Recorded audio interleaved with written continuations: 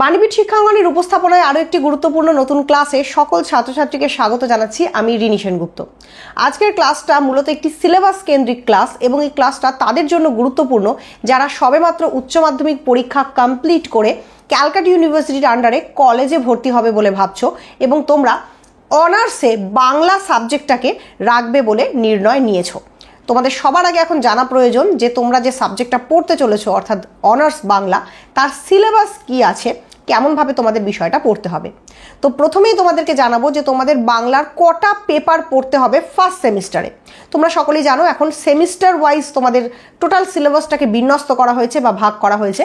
তো প্রথমেই বলবো তোমরা ফার্স্ট সেমিস্টারে কটা পেপার পড়বে, প্রশ্নের বিন্যাস কেমন থাকবে, পেপারগুলোতে সিলেবাস কি কি রয়েছে, এই সমস্ত বিষয়ে ডিটেলস আলোচনা করবো আজকের ক্লাসে। প্রথম থেকে শেষ পর্যন্ত যুক্ত থাকো। প্রথমেই বলি তোমাদেরকে সর্বমোট দুখানা পেপার পড়তে হবে। একটা পেপার হচ্ছে সিসি পেপার বাংলা অনার্সের এবং আরেকটা হচ্ছে এসইসি পেপার। এবার দ্বিতীয় যে প্রশ্নটা তোমাদের মনে জাগবে সেটা হচ্ছে এই যে দুটো পেপার বললাম সিসি আর এসইসি, এই পেপারগুলোতে কত করে মার্কস থাকবে, তোমরা টোটাল কত নম্বরের পরীক্ষা দেবে। তো তোমরা শুধুমাত্র বাংলা অনার্সটার জন্য 200 নম্বরের পরীক্ষা দেবে। সিসি পেপার 100 নম্বর এবং এসইসি পেপার 100 নম্বর। এবার আমি আসবো প্রশ্নের বিভাজনে। তো তোমাদের এই যে 100 নম্বরের পেপার, এই 100 নম্বরের পেপারটা আবার দুটো ভাগে বিভক্ত, 75 প্লাস 25। অর্থাৎ সিসি পেপারেও তোমাদের 75 প্লাস 25 একটা ভাগ থাকবে, এসইসি পেপারেও 75 প্লাস 25 একটা ভাগ থাকবে। এবং এই 75 নম্বরের যে পরীক্ষাটা হবে সেটা হবে রিটেন এক্সামিনেশন বা লিখিত পরীক্ষা। এটা তোমাদের অন্য কলেজে সিট পড়বে এবং সেখানে গিয়েই পরীক্ষাটা দিতে হবে। এই যে 75 নম্বরের পরীক্ষা তোমরা দেবে, এই 75 নম্বরের মধ্যে আবার প্রশ্নের বিভাজনটা কিরকম থাকবে সেটা একটু তোমাদেরকে বলে দিচ্ছি। এই জায়গাটায় 15 নম্বরের 3টে ব্রড কোয়েশ্চেন লিখতে হবে তোমাদের, অর্থাৎ 15 × 3, এইভাবে 15 নম্বরের 3টে ব্রড কোয়েশ্চেন লিখতে হবে। 5 নম্বরের 3টে প্রশ্ন লিখতে হবে। এখানে এই প্রশ্নগুলো টিকা ধর্মীয় হতে পারে, আবার ছোট ছোট লেখা প্রশ্ন আসতে পারে যেগুলো 5 নম্বরের মতন আয়তন বিশিষ্ট, এটা লিখতে হবে। এছাড়া 15টি SAQ বা শর্ট আনসার টাইপ কোয়েশ্চেন কিন্তু তোমাদের থাকবে। তো এই হচ্ছে তোমাদের 75 নম্বরের বিভাজন। এবার বলি বাকি 25 নম্বরের কি গুরুত্ব রয়েছে। বাকি 25 নম্বর রয়েছে তোমাদের প্রত্যেকের কলেজের হাতে। কলেজের হাতে একটা ইন্টারনাল নম্বর থাকে, সেখানে কলেজ ইন্টারনাল কিছু পরীক্ষা নিতে পারে ছোটোখাটো, তোমাদেরকে কিছু প্রজেক্ট করতে দিতে পারে, সেখান থেকে কলেজ এই 25 নম্বর তোমাদেরকে দেবেন। তো মোটামুটিভাবে এই হলো তোমাদের 75 প্লাস 25 অর্থাৎ 100 নম্বরের পেপারের নম্বর বিভাজন। আশা করি বিষয়টা তোমরা বুঝতে পেরেছো। তো দুটো পেপারের ক্ষেত্রেই এই একই নম্বরের বিভাজন থাকবে, অর্থাৎ সিসি পেপার এবং এসইসি পেপারে এই একইভাবে নম্বরের বিভাজনটা থাকবে। তো এতক্ষণ তোমাদের প্রশ্নের প্যাটার্ন নিয়ে কিছু কথা বললাম, এবার আসছি সিলেবাসের প্রসঙ্গে। তোমাদেরকে যে সিসি পেপারটা পড়তে হবে সেই সিসি পেপারটার যে শিরোনাম রয়েছে সেটা রয়েছে বাংলা সাহিত্যের ইতিহাস 1800 খ্রিস্টাব্দ পর্যন্ত। মানে আমি যদি এটা সহজ ভাষায় তোমাদেরকে বোঝাই তাহলে বলতে পারি যে প্রাচীন যুগ এবং মধ্যযুগের যে সাহিত্যের ইতিহাস রয়েছে সেইটা এখানে তোমাদের পাঠ্য। তোমাদের 3টে মডিউল রয়েছে, মডিউল 1, মডিউল 2 এবং মডিউল 3। আমি এবার প্রত্যেকটা মডিউল ধরে ধরে সিলেবাসে কি রয়েছে তোমাদের বলছি। প্রসঙ্গত বলে রাখি তোমরা সিলেবাসটা স্ক্রিনেও দেখতে পাচ্ছ, তো অবশ্যই মনোযোগ দিয়ে দেখো এবং শোনো। মডিউল 1-এ রয়েছে বাংলা ভাষা ও সাহিত্যের আদি পর্বের গতি প্রকৃতি ও নিদর্শন সমূহ। অর্থাৎ বাংলা ভাষা ও সাহিত্য যখন থেকে জন্ম লাভ করছে তখনকার অনেক সাহিত্যিক নিদর্শন রয়েছে, যদিও সেগুলো ছোটোখাটো চূর্ণ কিছু নিদর্শন, কিন্তু সেগুলো সম্পর্কে তোমাদের জানতে হবে। এরপরই চলে আসছে একটা মূল ইম্পর্টেন্ট বিষয়, সেটা হচ্ছে চর্যাপদ, যেটা বাংলা সাহিত্যের আদিতম নিদর্শন অর্থাৎ সব থেকে প্রাচীন প্রামাণ্য নিদর্শন। সেই চর্যাপদ সম্পর্কে তোমাদেরকে ডিটেলস জানতে হবে। সিলেবাসে কিন্তু শুধুমাত্র চর্যাপদ বলেই উল্লেখ আছে, আর ডিটেলস কিছু দেওয়া নেই। তোমরা যারা চাইছো চর্যাপদ সম্পর্কে অনেক ডিটেলস জানবে, ডেসক্রিপশন বক্সে আমি লিঙ্ক দিয়ে দিলাম। চর্যাপদ নিয়ে আমার চ্যানেলে কিন্তু অলরেডি ভিডিও আপলোড করা আছে, সেই ভিডিওটি অবশ্যই তোমরা দেখে নাও যাতে করে বিষয়টা সম্পর্কে তোমাদের জ্ঞানটা পরিস্ফুট হয়। এরপর চলে যাব নেক্সট যে টপিকটা রয়েছে সেটা হলো শ্রীকৃষ্ণ কীর্তন। তো এইটুকু দিয়েই কিন্তু একটা মডিউল কমপ্লিট হয়ে গেল। তো তোমাদের এই টপিকের মধ্যে যে যে টপিকের ভিডিওসগুলো অলরেডি আমার চ্যানেলে আপলোড করা আছে আমি ডেসক্রিপশন বক্সে লিঙ্ক দিয়ে দিচ্ছি, অবশ্যই তোমরা গিয়ে একবার দেখে নিও। নেক্সট হচ্ছে মডিউল 2। মডিউল 2-তে রয়েছে অনুবাদ সাহিত্য। অনুবাদ সাহিত্যের মধ্যে আবার 3টে রয়েছে, রামায়ণ, মহাভারত এবং ভাগবত। খুব গুরুত্বপূর্ণভাবে তোমাদেরকে এগুলো পড়তে হবে। নেক্সট হচ্ছে বৈষ্ণব পদাবলী, সেখানে রয়েছে বিদ্যাপতি, চণ্ডীদাস, জ্ঞানদাস এবং গোবিন্দ দাস। নেক্সট হচ্ছে চৈতন্য চরিত সাহিত্য, চৈতন্য ভাগবত এবং শ্রী চৈতন্য চরিতামৃত। এই দুটো বেসিক্যালি দুটো গ্রন্থ বা বইয়ের নাম। শ্রী চৈতন্য চরিতামৃত কৃষ্ণদাস কবিরাজের লেখা এবং শ্রী চৈতন্য ভাগবত বৃন্দাবন দাসের লেখা। তো এই গ্রন্থগুলো সম্পর্কে তোমাদেরকে জানতে হবে, লেখকদের সম্পর্কে জানতে হবে, এরকম ডিটেলস অনেক তথ্য জানতে হবে। প্রসঙ্গত বলে রাখি, এই যে টপিকগুলো তোমরা দেখছো, অনেক জায়গাতেই দেখবে তোমাদেরকে এরকম বলা হবে যে এগুলো সব মুখস্থ করার বিষয়, নোট দিয়ে দিলে মুখস্থ করে নিলেই হয়ে যাবে। কিন্তু আমি বলবো মোটেই সেটা নয়। এই প্রত্যেকটা টপিক বুঝিয়ে বলার বিষয়, এবং যদি তোমাদেরকে প্রপারভাবে বুঝিয়ে বলা না হয়, শুধুমাত্র নোট বা নোটবুক পড়ে তোমরা কিন্তু পরিপূর্ণ জ্ঞান সেটা গ্রহণ করতে পারবে না। তাই প্রথম থেকে বলবো, কোনো ভালো প্রতিষ্ঠানের সঙ্গে যুক্ত হও, যেখানে তোমাদেরকে প্রত্যেকটা বিষয় বুঝিয়ে পড়ানো হবে এবং প্রত্যেকটা বিষয় সম্পর্কে প্রপার নলেজ দেওয়া হবে। তবেই কিন্তু তোমাদের বাংলা অনার্স পড়াটা এফেক্টিভ হবে এবং তোমরা সব রকম প্রশ্নের উত্তর লেখার জন্য তৈরি হবে। তোমরা যারা কলেজে ভর্তি হওয়ার পর বাংলা সাবজেক্টটাকে অনার্স পেপার হিসেবে, জেনারেল পেপার হিসেবে অথবা মাইনর পেপার হিসেবে রেখেছো, তাদের জন্য খুব গুরুত্বপূর্ণ একটা ঘোষণা হলো এই যে বাণীপীঠ শিক্ষাঙ্গন অর্থাৎ আমার তরফ থেকে বাংলা সাবজেক্টের অনার্স, মাইনর এবং জেনারেল ক্লাস পার্সোনালি প্রোভাইড করা হয়। অর্থাৎ আমি ব্যক্তিগতভাবে অনলাইন এবং অফলাইন মোডে তোমাদেরকে ব্যক্তিগতভাবে ক্লাস প্রোভাইড করে থাকি। বাণীপীঠ শিক্ষাঙ্গনের তরফ থেকে অনলাইন এবং অফলাইন ক্লাসে যুক্ত আছে অল ওভার পশ্চিমবঙ্গের অসংখ্য ছাত্রছাত্রী। আমার সঙ্গে অনলাইনে যুক্ত রয়েছে পশ্চিমবঙ্গের প্রায় 50টারও বেশি কলেজের ছাত্রছাত্রীরা। এবং আমাদের অফলাইন সেন্টারটি হলো হাওড়া জেলার জগৎবল্লভপুরে শোভারানী মেমোরিয়াল কলেজের একদম সামনে।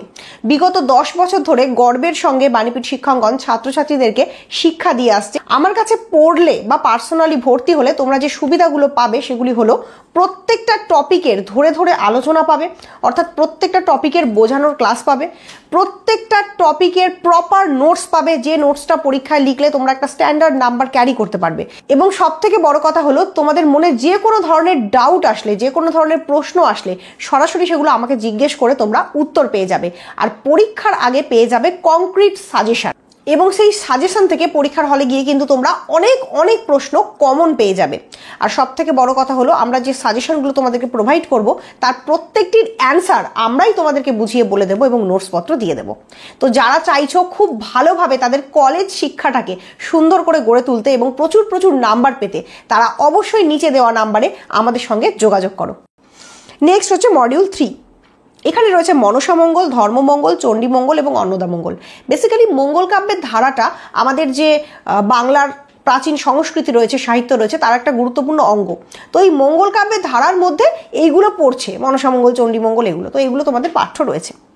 নেক্সট রয়েছে প্রণয় উপাখ্যানের ধারা। প্রণয় উপাখ্যান মানে হচ্ছে প্রেমের উপাখ্যান। তো এই প্রেমের গল্প রয়েছে কিছু, তার মধ্যে রয়েছে শাহ মোহাম্মদ শগীরের লেখা ইউসুফজো লেখা, দৌলত কাজীর লেখা লোর চন্দ্রানী এবং সৈয়দ আলাউলের লেখা পদ্মাবতী। এই তিনটে এখানে ভেরি ভেরি ইম্পর্টেন্ট। তো লেখকের নামগুলো এখানে মেনশন করা আছে, কাব্যের নামগুলো নেই, তবুও আমি তোমাদের বোঝার সুবিধার্থে বলে দিলাম।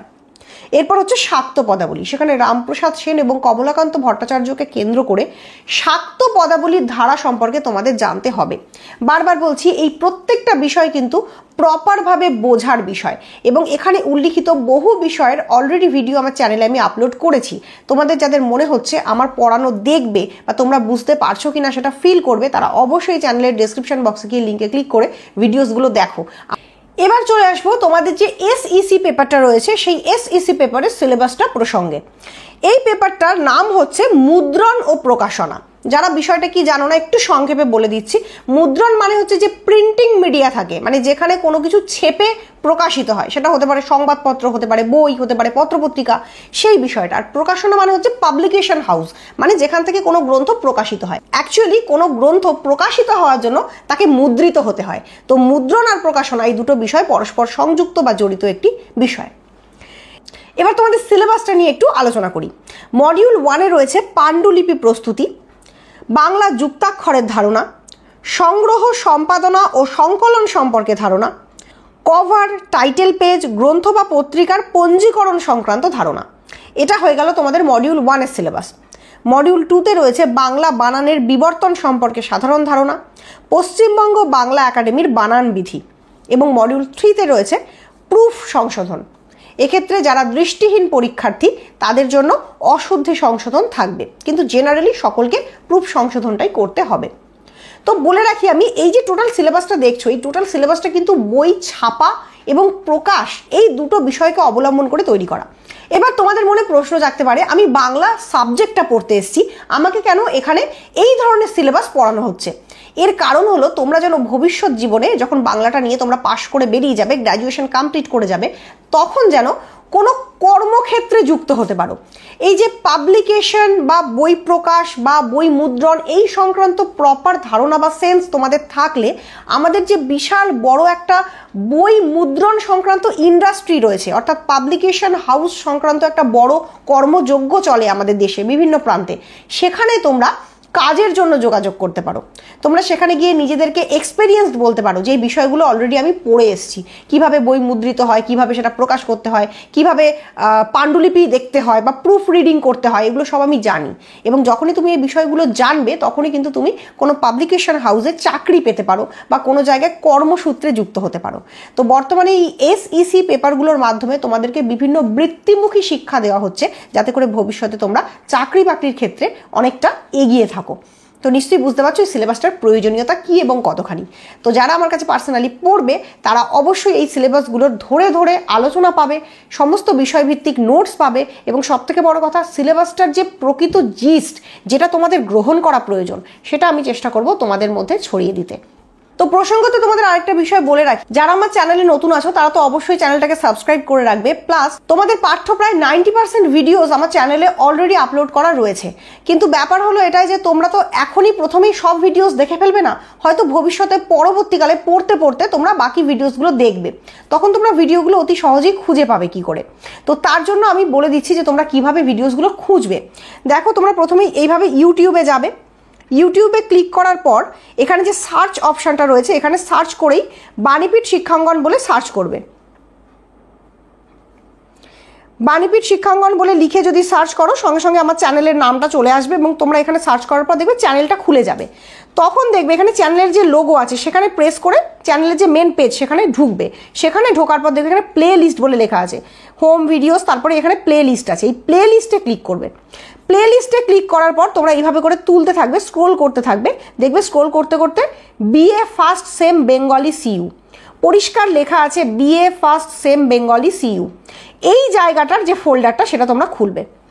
সেটা খুললেই তোমরা দেখবে এখানে পরপর তোমাদের পাঠ্য চর্যাপদ, শ্রীকৃষ্ণ কীর্তন, মঙ্গলকাব্য, বৈষ্ণব পদাবলী, রামায়ণ, লাইন দিয়ে তোমাদের যে পাঠ্য সিলেবাস, সেগুলো সব কিন্তু খুলে যাবে।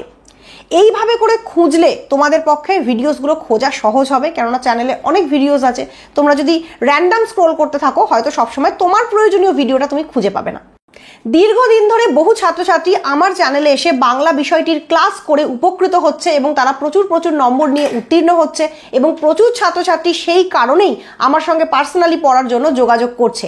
এটা আমার গ্যারান্টি যে ইউটিউবে বাংলা বিষয়টির ওপর এরকম চোখে চোখ রেখে আলোচনা তোমরা আর কোনো চ্যানেলে পাবে না। তো যদি মনে হয় বাংলা বিষয়টাকে এমনভাবেই তোমরা আত্মস্থ করতে চাও, যাতে করে ভবিষ্যতে গিয়ে তোমরাও বাংলা বিষয়টার উপর কাজ করতে পারো, নিজেদের মধ্যে একটা কনফিডেন্স গ্রো করতে পারো, তাহলে অবশ্যই কন্ট্যাক্ট করো আমার সঙ্গে নিচে দেওয়া নাম্বারে। তো আজকের সিলেবাসের এই আলোচনাটা এখানেই শেষ করলাম।